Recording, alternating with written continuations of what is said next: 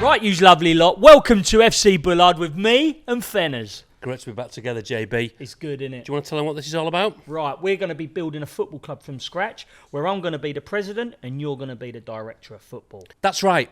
And if you've only just found out that FC Bullard's on YouTube, where have you been? We've been uploading episodes for months. You can find us on Spotify and Apple and wherever else you get your podcasts from to make sure you're up to speed. Enjoy the episodes and up the Pirates. Hi there. A very warm welcome to another scintillating episode of FC Bullard. How many have we done now, Jim? I said 10. Yeah, you were miles out. It feels really early. How many have we done? We're well into the 20s. Are we? Yeah, because you're forgetting all the is that bonus episodes. Established? I think so. Okay. All right. I think so. Good. Now, those of you who are unfamiliar with the premise of FC Bullard, what have you been doing? You should know all about it now. I shouldn't have to do this spiel every time. I know. There's the odd one. I'm mucking about. It's like, what is this? I tell you what, I'm going to let you. It's your club, so you explain to them what it is very briefly, nice and succinctly, Jim. Online football club. Yeah. Started online. And that's what it is, basically, a football club that we need you fans to get behind us. I'm the president. He's the director of football. Yes, we haven't got a team yet, but we are building the actual football club. So that ain't just about the football team or what goes on the pitch. It's about the whole football club. Yeah. That's it. And we started off with Zilch. And we have got a little... Well, we've pretty much still got Zilch, but we've employed people, haven't we? We've employed We've employed... we haven't got any players. No. Have we got a manager? We've got a manager. Mark White is our manager. Gaffer, yeah. That could change. Once we start building the team, Mark White's going to be the go-to. Well, November, manager and merry-go-round, he might get the push, he might get the boot. But that's football. Who else we got? We've got Dan Abrahams. We've got a sports psychologist. We've got a sports site. A lot of football clubs ain't got a sports site. No. The ones I played for, but we have. We've got a board member. We have got a Maisie Adams. Was the first board member we had. She's on the board. Jonathan Say's a co-chair, obviously a current chairman, that stands for. Hopefully have a kit soon. We're growing as a club.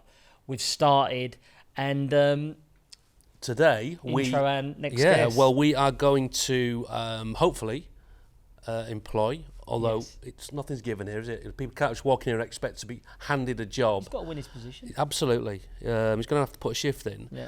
So we are looking for a club photographer. Which I think's huge. Massive. Especially now, online, digital, the way it all looks. You get what I mean? This is how this started. So it's an animal within an animal. Yeah. So this is big for me. Yeah. And I really like this. So it's going to be great. It's going to be really good. So... let's say a very warm FC Bullard welcome to Miles Mysercough-Harris. Hey, thank you for having me, guys. Miles, his own little cheer. I like that.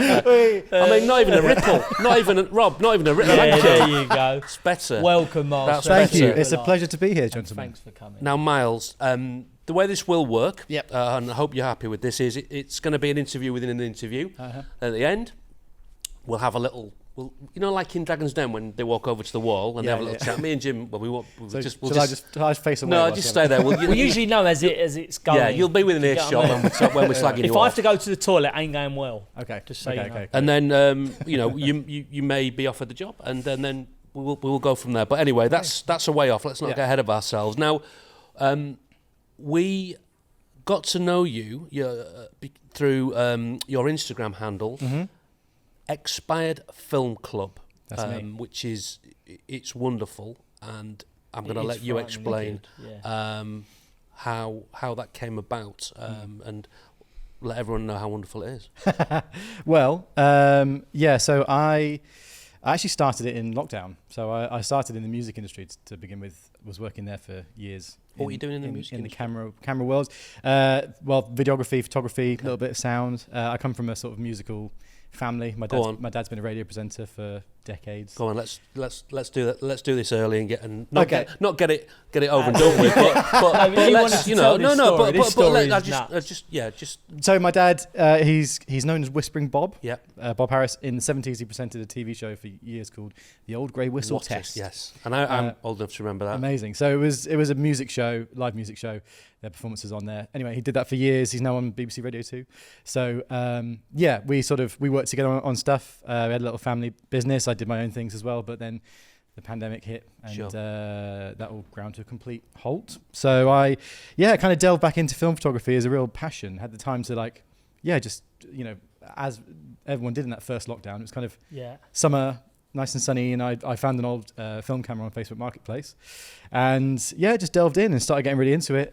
Started making content, so I started the Instagram account, I guess in about 2021, possibly maybe, and it was just me sort of documenting what I was doing in film photography. Okay. So then obviously I wasn't shooting sports necessarily, well, not really a lot of sport going on then, but also sort of just building up. So I'd take a film camera wherever I'd go.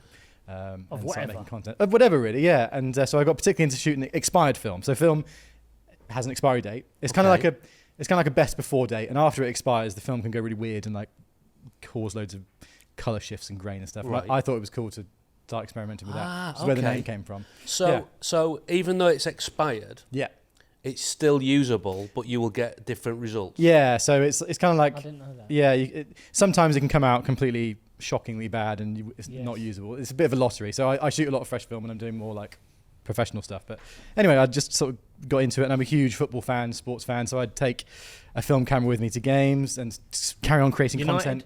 United, yes. Yeah. Me and my little brother Dylan, we're both big United fans, as is my dad. So we'd go to United games, but also we do this thing a couple of times a year now where we get the cheapest flights we possibly can to somewhere in Europe where there is a football game going on that weekend. And we go there and shoot film and drink beer and have a great time. I love that. Yeah, any game, any level. Yeah, so I'm trying to think where we've been so far. Yeah. The first one, we got a return flight to Ancona in Italy for a tenner. And we went to see Ancona in they're in Serie C possibly, third division. Really? It was brilliant. It was great. That's awesome. So that started the tradition, and we've since went to Poland, went to Poznan. Trying to think where else we've been. Romania, did Bucharest. Okay. Been to Stockholm. Random enough. Yeah. So and actually it's his birthday again in a couple of weeks. So I've now got to decide where we're going to go next. But Poznan. So that's the West City got the. That's right. Yeah. So it's the Poznan fans who do that. They started it. And did they do that? They did do it. Yeah, they won. I think it was 2-1. They won in that game. It's amazing that I've found, we say how good the atmospheres are in the UK, but honestly across Europe it's like a different thing. The ultras stand at the Poznan home stadium. We were sat, the ultras sort of, the main home stand was to our left behind the goal, and it was so coordinated. Like the bottom tier, everyone wore a white shirt. Middle tier, everyone was in blue, and the top tier, everyone was in white, and all the flags and stuff. And there was a guy conducting a kind of brass band at the front of it. Brilliant. And then when they scored, they all turned around and did the Poznan thing. It was amazing. We said that when we started this talking about Boca. They just have it in a different light, don't they? I suppose the rules were a little bit different over there. They just properly have it, didn't they? It was great. Anyway, so Did you get some pictures? I did. Yes, I did. Good. Yes. Good. So that's all right. I've just lulled him in there. Yeah. Did he do his job? Did he get carried away? Because that could have been it could have been on his way there, but it's good. Yeah. It's good. Right, Miles. You do want this gig, don't you? Yeah, I think so. Yeah. Okay. Well, I think you need to sell yourself to us a little bit, and what we want to know who you've shot, and where you've shot, and basically just it's your opportunity to really background. Okay, fine. All right. Well, if we start with the headlines, I suppose Real Madrid shot for Jude Bellingham and Adidas at the Bernabeu. That was pretty fun. Wow. Obviously, I've done a lot of stuff with United. Kobbie Mainoo, Alejandro Garnacho, Bruno Fernandes have all asked me to send photos that I've taken to them, which is incredible. Shot a lot with the FA last season, so I did the FA Cup run in the men's and the women's tournament from the quarterfinals onwards. So that was obviously with United. Luckily, it wasn't even that I'd manufactured it, so that I did all the United games, but I just did. So United Liverpool, Old Trafford, United Coventry at Wembley, and then obviously United City in the FA Cup final. And then in the women's, obviously United women won the FA Cup as well, which again, earlier on I was saying about my track record with teams that I shoot tend to not lose. So there's been all of that, and then in other sports, obviously I was at the Open recently, so we were shooting some stuff with Tiger Woods, Rory McIlroy, and I did some stuff in the tennis at Roland Garros. So I shot Novak Djokovic whilst I was there. Flew to Saudi Arabia to do the Kings Cup final, so that was Cristiano Ronaldo, which was a once in a lifetime experience. That week actually was crazy because I shot an FA Cup game that weekend. And then I had to get the Eurostar to the Netherlands, where I shot the Dutch playoff final. in Breda, and then the following morning I had to be in Paris to shoot Roland Garros. So I got an overnight bus from Breda to Paris, got in about 9 a.m, got straight to Roland Garros, shot there for 2 days, flew through the night via Abu Dhabi to Jeddah in Saudi Arabia, where I shot the King's Cup final. Shot that, had 2 hours sleep in the hotel, got up, flew home to shoot the T20 Vitality Blast at the Oval in the cricket for Surrey, and delivered all that, and then collapsed in a heap. So I've been around a bit, especially in the football world. But I've sort of branched out into other sports as well. I shot for the England rugby team at the Six Nations, which was fantastic, and then a lot of music stuff as well. So I've shot for Glass Animals, for Sam Fender. I'm trying to think, the Kooks, Kasabian, all this sort of stuff is in my repertoire and portfolio somewhere. So been around the block a little bit. Drop some serious clangers in Absolutely. So I'd like to think that's given me some good experience. I've been in lots of different situations with lots of different personalities, and obviously, sports people and musicians can have a bit of an ego about them, so you've got to make sure you manage the relationships and everything. And that's the thing with photography as well. And I find with my style of photography is I like it to be candid and for people to feel really comfortable, which I think everybody does. But I think, a lot of the photos I take, I want to make it feel a bit more documentary style, cinematic, telling the story, which I think it's all nice in a way of, like you say, we're building a club up from the ground. Brilliant, and so documenting that story on film, I think, could be something really special. Could be a great partnership, this. Can you tell that you've got the picture without developing it? It's tough. Yes, I think sometimes you can, but often actually it's weird. When I get back from a game, the photo that I think will be my favourite never is. It's always something else that I wouldn't expect at all. There is times, obviously, when you're shooting a big cup final. So I was over in Leverkusen and I shot them when they did their invincible season, and they lifted the Bundesliga trophy at the I forget the name of the stadium, the Bayer Arena. That one was like, well, the trophy lift is going to be the moment, because that's the crescendo, isn't it? So that one you could tell. But other times, no. It's weird. A lot of the stuff I've shot with Man United, sometimes it's not the goal celebrations that are my favourite bits. I shot a really candid photo of Christian Eriksen just placing a ball down for a corner at one of the FA Cup games, and that became my favourite photo for some reason. It just works. The composition, and then that's where film photography is brilliant, because there's no way of predicting that. And I kind of even forgot I took the photo, and then you get it back, and then oh wow, what an amazing moment. And that's one of my favourite things about film photography, is getting those moments that you wouldn't expect, and you get them back, and you're like, oh, that's actually much better than I thought it was going to come out.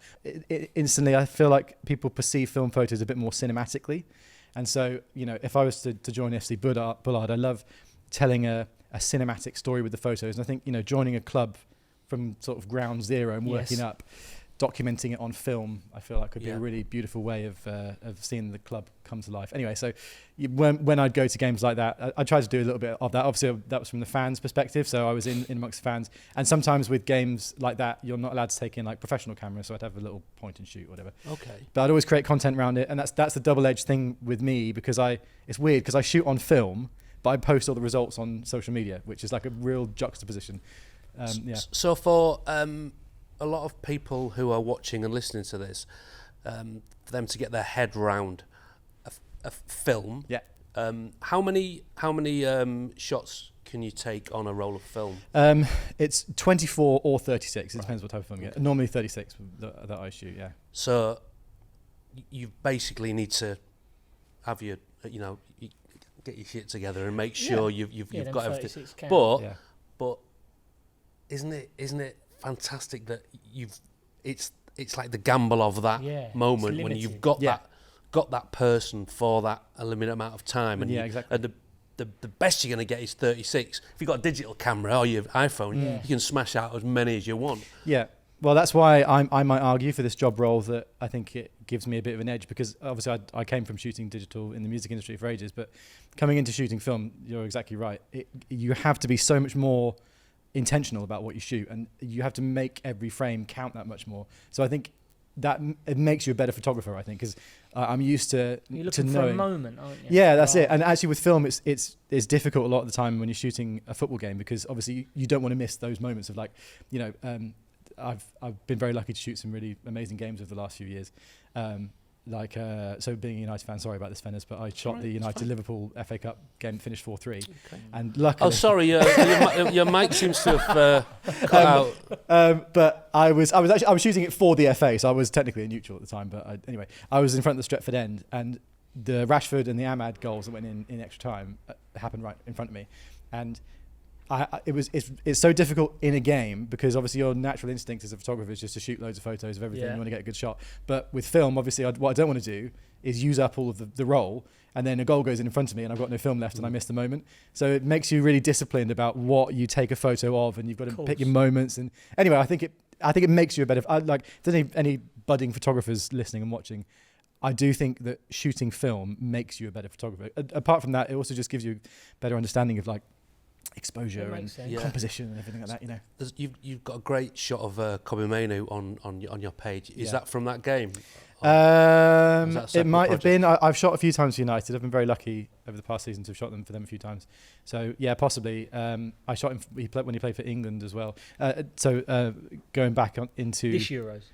Just before the Euros, actually. Right, it was the friendly against Iceland, which we lost 1-0 at Wembley. That was another little. I suppose, subtitle to my CV, if you like. In competitive games, I'm not counting that England friendly. If I've been employed by a team or a person to shoot them, they've never lost. Okay, that's big. That's fucking huge. So I'm just saying, unbeaten season. You know, if you get me along, could be on the cards. Good luck charm as well. That's what I like that. Yeah, the only game I've ever lost when I shot was that. That's just England football. Because I've seen on your page, it's not just football. No.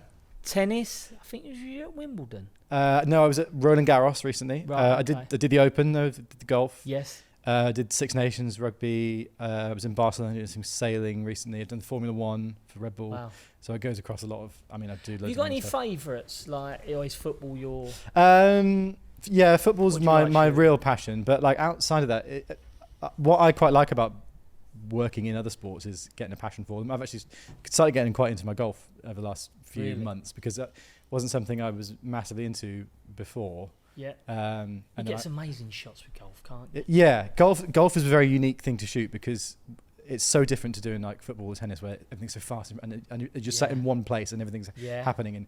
But with golf, there's a lot of waiting around for like people to come past you. Is that not good for you though? Use your imagination. You can get in a position and wait for it to happen. Exactly. Yeah. So what I worked out. So I did the Scottish Open. Look at me like I know what I'm on about. I could take you onto the touchline for a game if you want, Jimmy. We could have a little. I could take you. I did the Scottish Open and then I did the Open. Yes. They were like 2 weeks apart. And through doing those, you sort of begin to learn, especially at the Open. Because that was is it Royal Troon, the Open? Yeah, amazing. Yeah, incredible course. I luckily I was there the day before that horrendous weather, because it was at the Saturday where. Like, and how does that you say about the weather with your old camera? I know you brought some stuff we'll see in a minute. Does that affect the old style cameras, the weather? Not quite so much, because obviously like I've got so for those not watching, I've got like a load of older cameras that I use here. So for stuff like this, we're talking this is like that looks that's like Charlie from, Chaplin. Yeah, it's from about 1900, and it's entirely mechanical. So there's no electronics in it, obviously. Wow. So like if it gets wet, you don't want it to get wet enough that it starts to corrode anything. But it's not going to change. Is that like a box brownie? Or? This is a panoramic camera. Is that? You still use this? Yeah. So when did I use this? I shot some stuff recently at a music festival. They had a big Ferris wheel, and I went to the top of the Ferris wheel. So this is, if I can make it work, it's a panoramic film camera. So you cock it like this, and then you press the button, and the lens swings around like that. Oh, and so it creates this big panorama. Anyway, and it still works, and you can still get film that fits in this amazingly. So that's unreal, isn't it? So what I actually did some stuff recently as well with Wycombe Wanderers, because this camera was made in about the same year that they were founded. So I went down and shot a home game for them with this big panorama of the stadium. It was really nice. So I like kind of trying to find cameras that can tie into a story with clubs too. And I see on your page, you mentioned Mainoo there, and Eric Cantona. Yeah. Now I've got to bring him up. Did you spend a day with him? Was it a shoot? Did you just meet him? What was he like? You might have seen the videos online of Eric Cantona just wandering about places with a goat. Yes. Did you see this? Yes. Yeah. So goat. Yeah. So the premise of the shoot was to go to, actually it was a beer keller right close to where we're recording here, for the opening night of the Euros, and to shoot it from the perspective of a fan. It was the Germany-Scotland game, I think, wasn't it, the opening night? But just at the bar, in some of the photos, was Eric Cantona stood with a goat. Right. In this, Just randomly. Like he is. Yeah, in this beer keller. So we set up, so we went there the day before the game to shoot this stuff. But so it was the most surreal. Imagine pitching that idea. Right. Go with me on this. That's just like random, man. Have you not seen that? Changing the subject a bit. You've not seen the new Cantona when he's sat with Owen Hargreaves? Have you not seen that? And he gets up and storms off from TNT TV. or something. Yeah. Have you not seen it? No. He's making out like he's on the panel. Right. And they say television. He goes, television. And he just goes into it and just storms off. But it's all like... Oh, right. Yeah. But when I first see it, I was going to text it. Think it was real? Well, I was questioning it. I thought it could have been. Watching it on, I think I saw it on Twitter. But and first of all, I thought it was real. Yeah. And then the second one I see, because then he goes right up to the camera, like he gets up, and I'm thinking, nah, he takes his tie off. That's animal, that. Yeah. I thought even Eric ain't got that in his locker. Well, saying that he probably has. But yeah, I love big Eric Cantona. Oh man, as a United fan, it was just the most incredible experience. Did you also see him? I phoned you when he done it. Sorry, this turned into an Eric Cantona show. When he done the Saturday night, when he done what's the comic? He does a Saturday night show. The comedian. Not Michael McIntyre. Michael McIntyre. When he's singing on stage. He's got an album out right now. Yeah. I didn't see it. No. It was so bizarre because it's a bit arty. It's a bit like arty-farty, and he does all this like singing. I was like, I'm not sure about this, Eric. But to be fair, the more he got into it, when I first see it, I thought, it's a wind-up. Second of all, I'm sort of going, hang on, he's half got a bit here. Yeah. Third of all, I'm going, I'm fully in this. Yeah. It's Eric Cantona. You get what I mean? He could be club entertainment at some point if you need something for the VIP. Massive. Still got his number, yeah? Yeah, sure, yeah. As long as you don't bring the goat. Yeah. I've messaged him on Instagram if that helps. I can ping you his DM. So was he happy to take direction from you? Yeah. So honestly, he was the most chilled Eric guy Cantona ever. Take direction seriously. Well, I think Eric Cantona, if you get him, if he's in, he's in. Yeah. That's how it appears to me. It's like, if he doesn't want to do anything, he won't do it. Like he appeared in Liam Gallagher's video, didn't he? And have you seen Liam? What he said? When he's telling about, he said he didn't want any money. He was like, no, I don't need a car, I don't need any food, whatever. He turned up, he did the shoot, had a glass of red wine, and then pissed off he went. Yeah, that's basically what he did with this shoot. He wanted to do it. So. Yeah, he was great. I mean, honestly, so chilled. Barely said a word, to be honest. Right. But like, not in a rude way at all. He was just so chilled. He was happy to be there. It's so funny. He was just sat at the bar with this like stein of beer. With this goat, that as soon as I forget the goat. I wish I could remember the goat's name. It's just called something stupid like Kenneth or something like that. What, the goat? Yeah. Kenneth and Eric. Yeah, I know. And the goat, because we're in the bar and they're like, oh, we'll wait. The goat handler is there, and she's like, oh, we'll wait to bring Kenneth in until the last minute because he might get a bit. So just in his trailer having a nap. It was so funny. So Eric sat there with this stein of beer, and then Kenneth the goat walks in, shits all over the floor, and everyone's like, "Oh, we've got to sweep it up." And it was just, it was so surreal. No, it was a male goat, so I hope not. Oh, but it was great. It was so funny though. Like the whole time, obviously, I was in like proper professional mode. I was like, I can't fanboy too much. And then as soon as the shoot finished, I was like, and you know, please have a selfie. The funny thing, they probably paid him a fortune to just sit with that. He must have got a packet for that. Do you know what I mean? Yeah. Good luck. But great. I mean, my dad was so jealous. Eric Cantona was like his all-time hero, and I can't remember what he was doing, but I was going to bring him along to the shoot, but he couldn't make it. So anyway, I've got that one. Is there anyone that you would an individual or a sporting occasion that you'd like to capture in the future? I mean, anything around United, I would just do because I'm such a fan. But I think in terms of an occasion, like I've always wanted to work up to doing the World Cup final. You know, if I could do that at some point, document the World Cup final on film, I think that would be really special. Something like that. Yeah. I mean, I've been very lucky over the past kind of year or so to kind of tick off a few few bucket list moments. Kobbie and me message. Yeah. He sent me his number on Instagram, and every time I shoot United game, I message him the photos, and he puts them on his Instagram and stuff. Oh, which really? is just, that's mental. Because obviously he took a liking as well to your stuff. Yeah. Well, he's kind of that. He's got that like vintage kind of old school look to him. I think Kobbie. Yeah, but for all them photographers that are there, he chose you to see. I know. He must have seen something in it, like we did. I know. Thank you. Honestly, it was that was a very surreal moment. I was in America at the time, and I think I just shot. So I think I shot United Burnley last season. It was a boring game. It was like 1-1 or whatever. Anyway, I only just got to America and I was quite jet lagged, and it was like 6 a.m. and I rolled over and just checked my phone, and a DM from @Kobbie, and I was just like, this is a wind up, surely. This cannot be real. And I can't remember what he said. It was like him saying, hey bro, like, love your pics. Could you send me some? And then just sent me his number. And I was like, there is no way this is real. And I texted him, and it was him. Yeah. And then I shot. I think it might have been the Liverpool game actually, the FA Cup game. Cheers for that. I keep mentioning it if you want me to. He's saying going to. He does have a say whether you get his gig or not. Did I mention I was at the Liverpool game? Anyway, and he messaged me, and I was like, Garnacho really likes photos as well. Would you mind sending them to him too? And I was like, fucking brilliant. Yeah, sure. It's lovely, it's crazy. Like, yeah, and it's a lovely feeling, I guess, to have like these are heroes of mine. Not to name it, Jude mentioned he got in touch with us. Yeah. Amazing. Euros, and he mentioned. I was like, I told you, I was like, my God, Jude Bellingham. I'd done a piece back in Gareth Southgate and players when all the fans were on, and he was like, that's nice, isn't it? Really I think he seems like a really decent bloke. I think they're mustard. A lot of them are. Do you still get, because obviously when you develop, you're developing it yourself, and I suppose you do it yourself in your sometimes I've got a lab who does a lot of my stuff. It's because I shoot so much, but I do some of myself as well. And but when they come back, it's like in the old days when you used to go on holiday and you get your pictures back, and like out of the 36, 24 were just absolutely garbage, just like blurs of things. I don't remember taking that, and then you might have got like 2 or 3. I'm assuming that pretty much 34, 35 of yours are pretty amazing. It depends. Sometimes they can be really shit, but it depends what's going on. That again is something I love about film. Is it's weird nowadays because with social media everything's so like immediate, and with sports photography particularly, when you're in the touchline at a game, all the photographers are using digital cameras that are linked up via Ethernet. So literally they'll take the photos and it just get sent straight off to an editor to go to the agency stuff, so they can go online like instantly. And it's weird for me, but I love it because it takes, obviously with film, it's going to be a day or two before I even get the results back after the game, because I have to send them off to the lab and then they process them and whatever.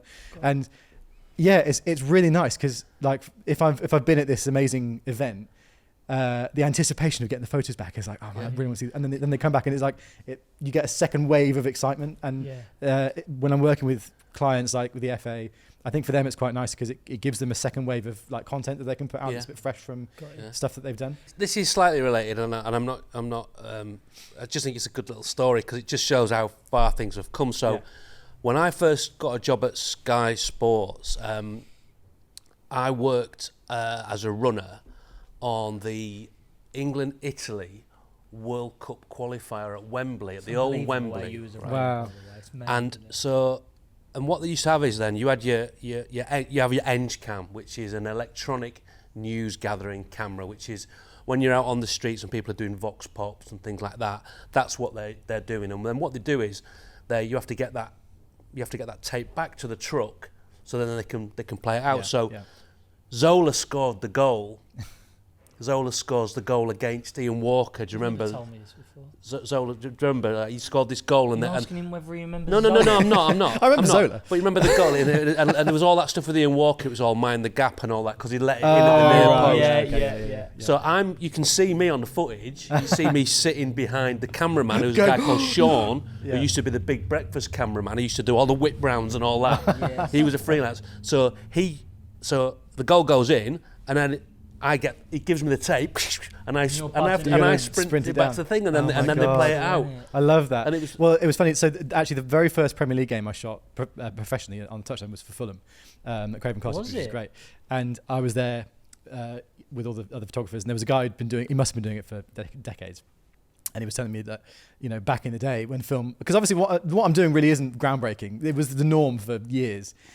But how comes you've took off then? You say that. Well, I don't know. 600,000 followers on Instagram. That don't happen. I don't know. I guess I use anyway. But this guy was saying that back in the day when film was the thing, to get stuff out to press, what they do is along the touchline, it was like every 20 minutes or so, like halfway through the half time, and then halfway through the second half, they get a tap on the shoulder from the darkroom guy who'd be like, give me your rolls, and he'd hand over all the rolls of film that he'd shot so far. The guy would zip back to the darkroom in the stadium to process them all, pick the best and get them sent to print so that they're getting out for the evening papers. I just thought, I just love that thought of like having that space in the stadium where there's a guy, like you say, with the red light on and looking at the negatives whilst the game's happening in the background. I love that idea. Yeah. When you see those adverts for, and I'm not disparaging any of the companies here, but is it Google Pixel, like the best take? Have you seen the advert? So it's like, and even me, I've sitting there going, don't make it perfect. Why are you trying to make it perfect by having the best take? If he's looking over there and he's looking over there, that's the picture. We used to do the Soccer M pictures, didn't we? And it'd be madness. Everyone would be looking at it. And it's like, that's captured the moment. Yeah. That's what you want. You don't want it to be all sanitised and all perfect. I certainly don't. Anyway. Yeah, it's interesting. And that's why I find it interesting, like I say, that I've managed to make this my career now, because it's a very perfect world we live in, isn't it, on social media? Everything has to be perfect. Absolutely. So what I shoot is imperfect. I mean, film's grainy. Is that why you've had a little bit of a connection then? Is that why you've gone... possibly, yeah. It's just taking an alternative in that much time as well, which is after, 4 or 5 years? Well, not even that, I think. In 2021 I started it, so 3 years, I guess. What's your go-to camera? Like, if you were like, right... Yeah. I need it. And this is the picture, and I need it. This is a film camera. This looks like a modern camera. This is a Canon EOS 1V, and this was the last film camera Canon ever made. So it was actually Do you get other photographers you putting up going, what? Yeah, all the time. They batter you like, all the time. What is he I was like, why the fuck is this guy? what it is, it's funny. There's like a divining line between the guys who shot film back in the day, who are like, why the fuck are you still doing this? To younger photographers who've never seen one before, like, oh my God, this is so cool, which is interesting. Because I think for the guys that did it for decades, they just love not having to deal with the whole rigmarole of like the film. But don't any of the old guys, when they see you pull it out, go like... Sometimes, give you a little nod of approval. Yeah, well, I've got this one. So there's one in it. This one, actually, I can credit my wife for finding. We went to an antique store, and this was sat on the shelf. This is a film camera from 1897, which still works. For those of you not watching, it sort of folds out, and it's got these red bellows. So you pull it out like this. Wow. So, oh my God! Look at this. Dickensian producer Rob's like, yes, that's a DC 90. He's just fallen off his penny farthing in excitement.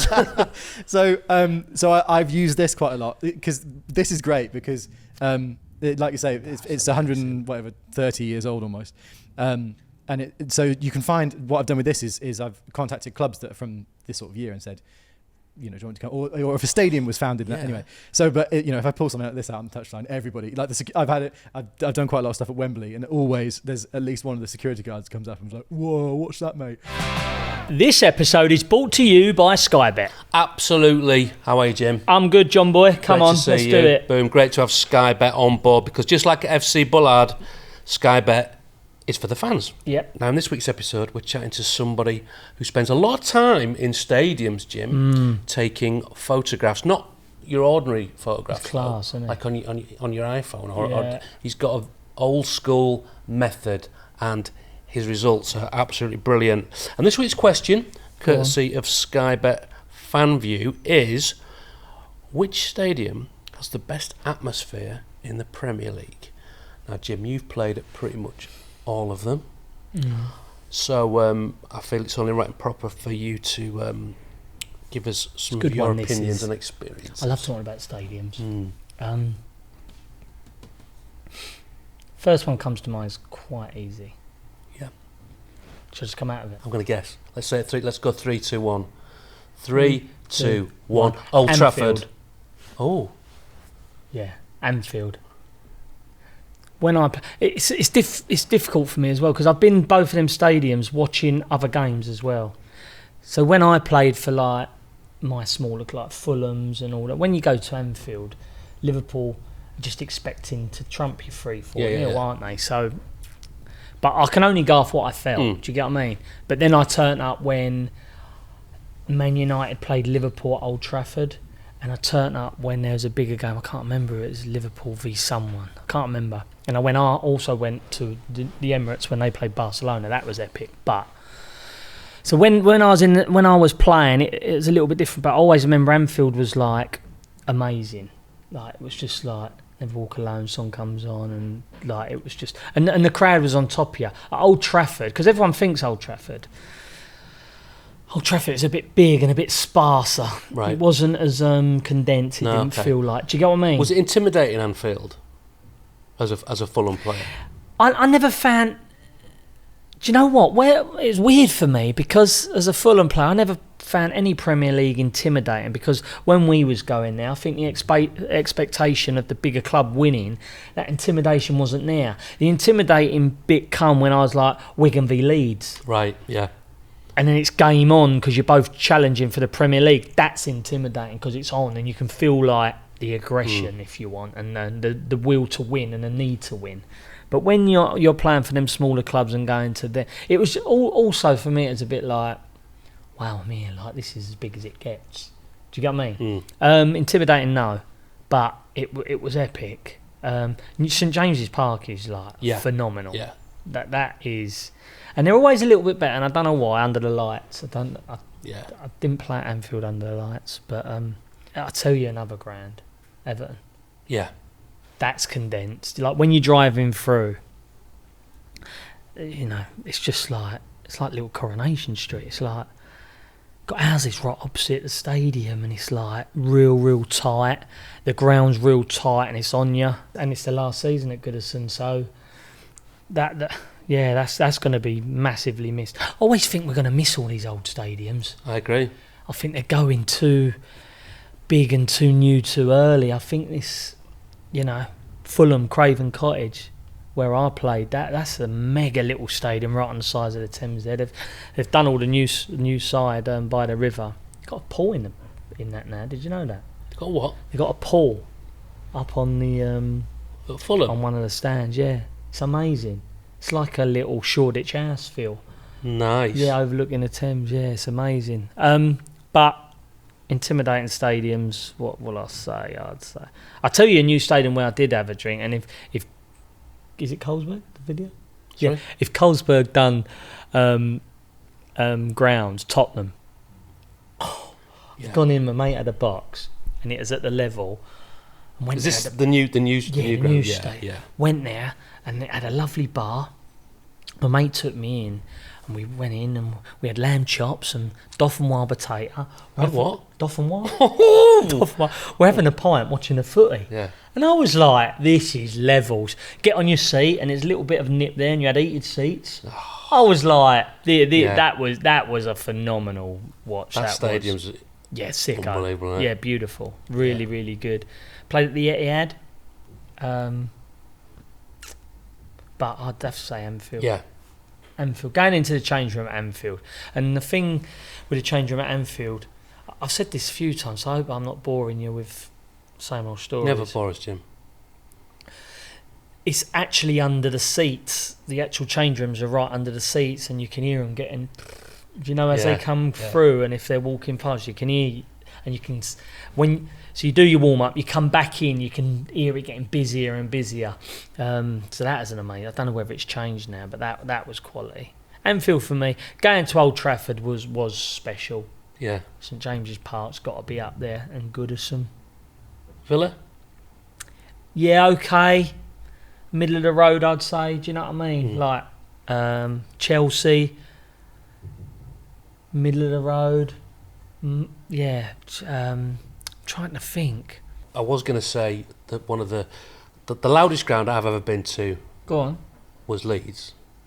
Yeah, that was At Leeds Newcastle game in the 90s. And loud. Shearer was playing. And I think Shearer got sent off. And I was when Leeds gets rocking, it has it, doesn't it? And do you remember the game when Suarez came back after his ban, and they were playing Manchester United at Old Trafford, and he did the handshake with Everett. Oh, I blanked it. Yeah, and it was like that. That was like, wow, that was. Everyone was gearing up for that, weren't they? And it was the sky was really dark. It was like moody, and it was like, wow. They call it like pathetic fallacy in literature, Jim. It's where you get like the atmosphere and the conditions and the weather are almost reflecting. They're matching the events that are taking place. I like that. on the pitch, and that was What do they call it? Pathetic fallacy. Pathetic fallacy. I think so. Anyway, I seem to remember from my English A level. Many Did you thanks. really? Yeah. Okay, so we've done that. Yeah. Anfield, followed by Old Trafford, St James. Yeah. Gonna have to go there. Between There's your top three. there's your ball in there within that ballpark. That was this week's Sky Bet Fan View. Another good one, Bully. Loved it. Loved it. Thank you so much. And as always, please keep your comments coming in because we want to please you, basically. Yeah. And keep them nice and polite if you don't mind. Sky Bet is for the fans, 18 plus. BeGambleAware.org. And remember, please gamble responsibly. Have you got any film or anything in there that you can take a picture of? Yeah, today? do. Yeah. Do you want us to take a photo? I mean, How would you like? Wait. How would you shoot us? Well, like, so the thing is in here. Obviously, I know we've got the studio lights and stuff, but it's quite remember, dark. this is probably everything. So the older cameras might not do quite so well, but I've got this little mini boy here that might get some nice stuff for you guys. What is that? What is that one? This actually, I'm going against the grain here. This is a brand new film camera made this year. What make is it? Pentax. Yeah, I thought so. Yeah. So I mean, the fact that it says Pentax in really big letters on the front might give it away. Okay. So me and you just make out we're doing the pod, and let's do some extra. Okay. Yeah, you don't like it too some personal. candid. So we're just chatting shit. Yeah. Hold a piece of paper up and stuff like that. Do a few though, mate. Yeah. And So then, I liked him, but he just I don't think he's going to get the gig. No, seriously. No, but seriously, no, he's there. Yeah. Good background, Mate. isn't I think Jimmy just said something really funny that you were going to like. I laughed at me own stuff again. Anyway, there you go. Yeah, Good wicked. stuff. Yeah. I'll put them on my Instagram. We'll see the results of those. Okay. Some point. Fantastic. Yeah. Anyway. Right, very quickly, and you probably get asked this a lot. Could you give us a tip for taking a really wonderful portrait or an action or a sports photograph? Okay. And could that tip go on to like the modern day iPhone? Yeah, I think so. That's important. What I found, anticipation is the word I'd use mostly in sport photography. As you as a photographer? Yeah. So it's about anticipating where the action is going to be. That's what you say as a player. Anticipation. Yeah, anticipation. So I found that it takes a second. If I'm shooting a sport I've not shot before, it takes me a second just to get into the mode of it and be able to anticipate where things are going to be. Like I shot rugby for the first time last year, and I'd say it took me the sort of first half to just be like, okay, I know where they throw it backwards. He's he's like, well, what's going on then, pal? Exactly. Where's the ball? Where's the ball? Seriously, I haven't seen the ball for 20 minutes. But so like with football, I know the game quite well, so I think it's anticipating what's going to happen and where. Being a United fan, that's very arguable. I'm only joking, fans.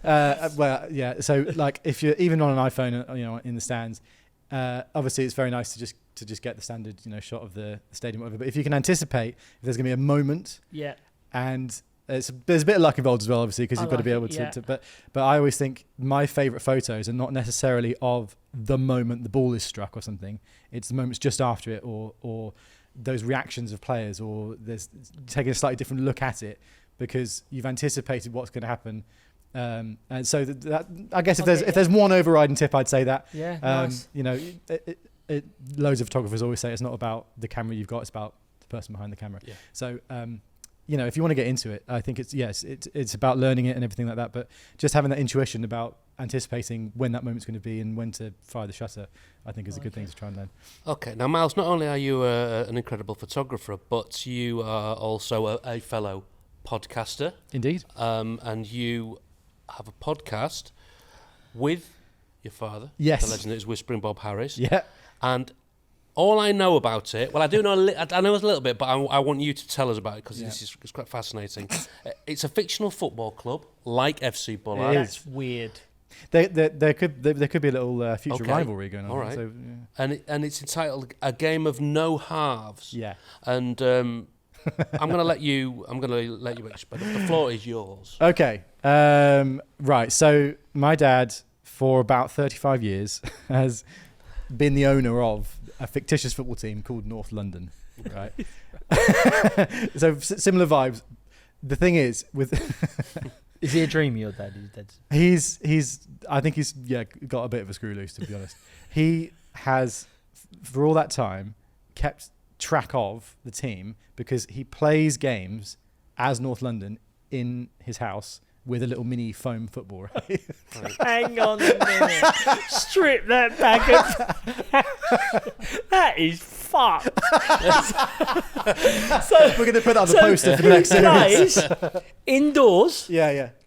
And he remembers everything that's gone on, what he's made up, sort of thing. So, right, if we're using the set as an example. Please. Let's say, okay, see this, there's like a chair, and the two legs of the chair, and then the sort of the top of it. That could be a goal, right? Okay, cool. No, I'll get that. So I'm actually full on here. I'm fully on board at this minute. So this does get warped a bit later. Yeah. So he'll be kicking the ball around, and in his head he's imagining who he is. Yeah. So. So depending on where he is in the house, if he's like the kitchen is the defense, and he'll bring the ball out, he'll be knocking it against the wall and stuff, and he's trying to score in this goal. If at any point he misplaces the ball, he then becomes the opposition and imagines that he's them. Yes, yeah. Right. Anytime something happens, he's got a piece of paper on the table, and he'll go and note down. That's the fucked up. Yeah. I was on board until that bit. I was like, I get it. That's weird. I don't care what you tell me. Everyone has been that person. But the moment the notepad comes out and the pen and you write it, that's when it gets a little bit weird. Well, so he's done that for 35 years. Yeah. And how big is this sort of catalogue of games? Honestly, it's quite. But can you give me some more detail? Right. One? So let's say, so what the podcast is me and him. I'm sort of taking the piss out of him for an hour every week, basically. But he's so since I think it's from about like 2000, late 90s, he's got everything's typed out in Word document form, right?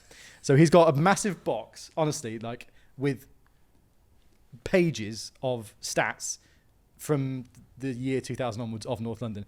So at the start of every season, he's got the squad list with their squad number and their age and whatever. Then there's transfers he does. He just made up all these names? No. So the squad is half made, mostly made up of real players, but also he's got like a sort of youth academy going. So like, I play in goal, or played. I've retired now because I'm about 10 years older in that world than in real life.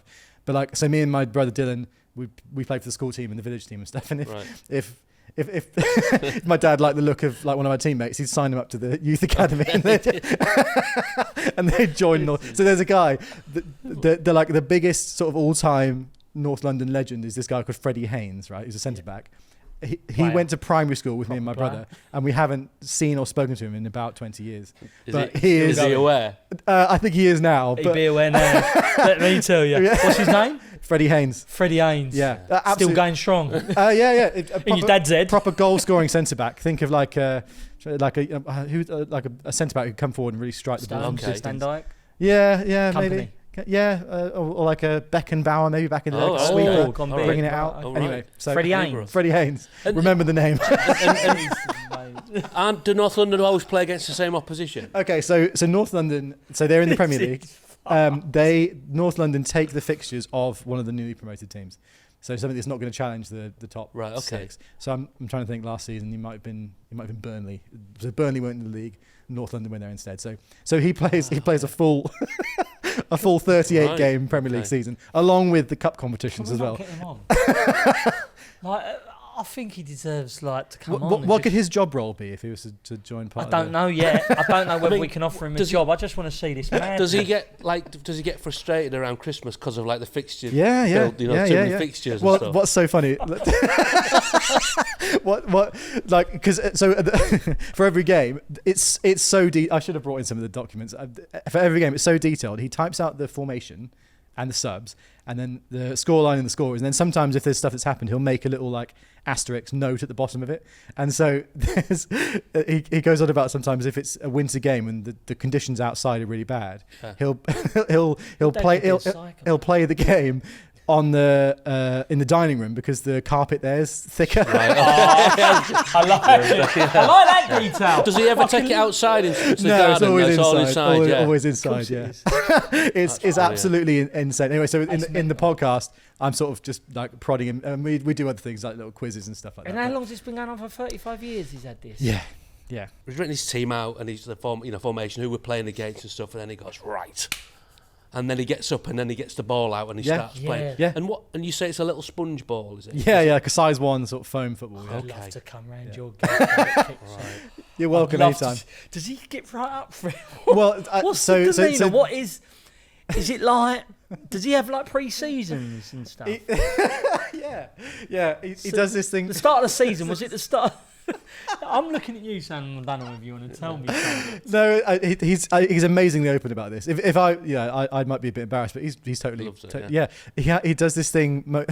Please don't. Most years he does this. The pre-season tournament is called the Mediterranean Cup, and we're going into major detail here. He has this. This is the most bizarre chat ever. I do bizarre. Yeah. He's level. Well, like when I was growing up, because obviously, like he's been doing it as long as I've been alive. So for me, for ages, it was just normal because it was just my dad doing what he did. It's like when I got to being a teenager and I started telling my friends, and they're like, "What the fuck did you say?"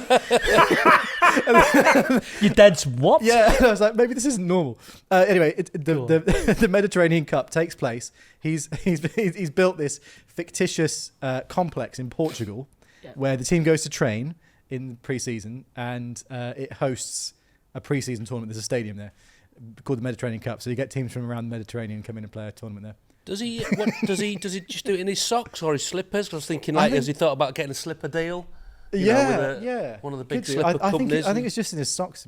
What he said on the very first episode we did, it's funny because he was like, because he normally would play when we were growing up. He'd wait till we'd gone to bed, so he's got the pitch to himself. And then, all got to be quiet. Can't have them interrupt. What he said he did is he'd wait till we'd all gone to bed. He'd get the piece of paper out and ready. He'd have a bit of a puff of a joint, and then he'd get on with it. Yeah, I mean, that's awesome. I think we were all thinking about that. Yeah. Anyway, he's definitely. I mean, this is. Oh man, that's mental, but so good. Funny. Now the Mediterranean Cup, what you just said. Yeah. Is there any chance that FC Bullard can get an invite to that? Yeah. How do we go about that? Do we have to run it? We have obviously have to run it through I think obviously having a squad of players would be a good start. We actually need. He's probably looking at our thing. We've gone around the out. Have you told him you're coming on today? Yeah. What did he say? Oh, he loves it. Yeah. So he loves it. He gets it. Yeah. But we've gone around the profiterole. We've gone around the outside. He's gone straight in with the around the pastel donata. We've done it slightly different, which is fine. Yeah. But at the end of the day, we're both dreamers. Okay, here's the thing. I've got a nice way that this might tie in. Yes. What if you were to become a bit of a feeder club of ours and of North London's? Yes. And we could send you some of the youth academy players. You can maybe have them on loan to help bolster the squad up. I like that. I'm keen to have a look at Freddie Haynes. He's getting on a bit now. I think he's about 37. That's all right. That's fine. You need a bit of experience. If we could get Freddie Haynes on. If we could get Freddie Haynes on before they had Freddie Haynes on, that would be awesome. Imagine if we nicked him off him. And your dad's there, right? And he's there, and he's got you all to bed. He's had a little doobie, and he's going out, and he's got it all set up, and he's written Freddie Haynes down, and then you go, no, Dad, you can't have Freddie Haynes. Why not? He's signed for FC Bullard. Come on! I introed it.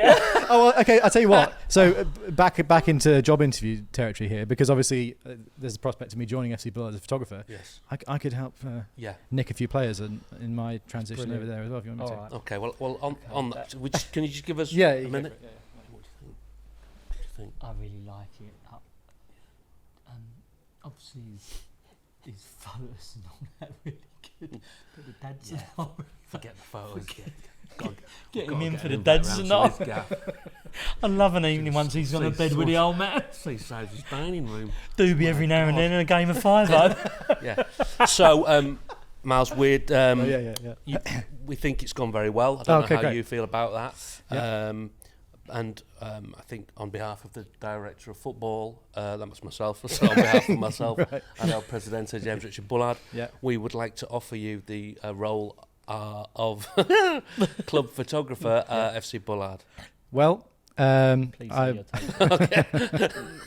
what I'll do is I'll check in with the old man, obviously, and I'll just say to him, listen, I've had a really, really good offer. I don't think I can turn this down. Yeah, fair enough. So possibly, in North London world now, I'm too old. I've retired. I'm a goalkeeping coach there, doing a bit of photography on the side. So obviously, photography being my main passion, I think I'd potentially like to come and join you and pursue that. We're not going to drive you mad. We don't need you as yet. Do we? But when this club does grow, come on board.